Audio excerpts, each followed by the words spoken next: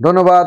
নবম এবং দশম শ্রেণীর শিক্ষার্থীদের জন্য আজকে বোর্ডে উপস্থাপন করেছি সসীম ধারা থেকে, অর্থাৎ 13.1 এবং 13.2 অনুশীলনীর ছোট প্রশ্ন নিয়ে। দেখো, লেখা আছে 13 + 20 + 27 + 34 + ... 111 হলে ধারাটির পদ সংখ্যা কত? এখানে এই অঙ্কগুলো করার সময় আমাদের প্রথম পদ বের করতে হবে, সাধারণ অন্তর বের করতে হবে, তারপর একটি সূত্র বসাতে হবে n-তম পদের। তাহলে কিন্তু আমরা প্রথম পদ ধরে নিচ্ছি এ, লিখতে পারি ধরি প্রথম পদ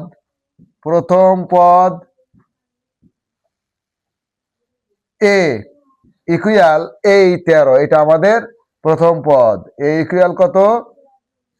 13। এবং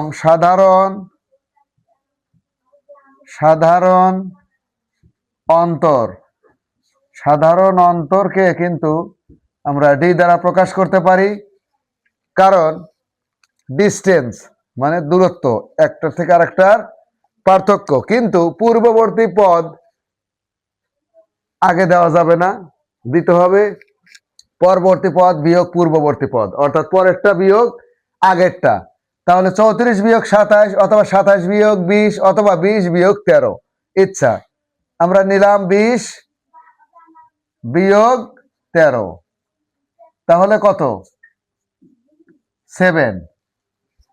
এখন আমাদের এই যে পদ সংখ্যা অর্থাৎ n কত? তাহলে আমরা লিখতে পারি n-তম পদ, ওইটা সমান কিন্তু 111। তাহলে আমরা সূত্রটা লিখে নিলাম কি, a + n - 1 * d, এটা n-তম পদের সূত্র। এইটা সমান ওই 111 বা এখন আমরা এখানে মান বসিয়ে দেবো। এর মান কত? 13 প্লাস n এর মান কিন্তু নেই, nই বের করতে হবে। 1 * d, d কিন্তু আমাদের আছে কত? 7 ইকুয়াল কত? 111 বা 13 প্লাস এই গুণ করতে হবে 7 দিয়ে। 7 দিয়ে n কে গুণ করলে 7n মাইনাস 7 * 7 ইকুয়াল 111। এখন আমি কিন্তু উপরের কয়েকটি লাইন মুছে দিচ্ছি।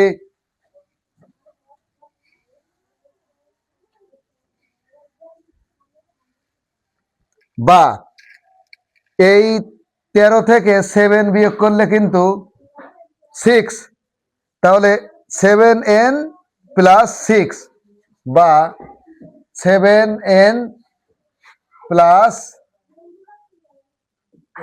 6 ইকুয়াল 111 বা 7n ইকুয়াল 111 মাইনাস 6, অর্থাৎ আরো দুইটি লাইন মুছে দিলাম, তাহলে কত হয়? 105 বা 7n ইকুয়াল 105। তাহলে n সমান কত? n যেটা বের হবে সেটাই অ্যান্সার। 105 ভাগ কিন্তু এই 7, তাহলে কত হয়? 15। এই 15 কিন্তু আমাদের আজকের আনসার। ধন্যবাদ।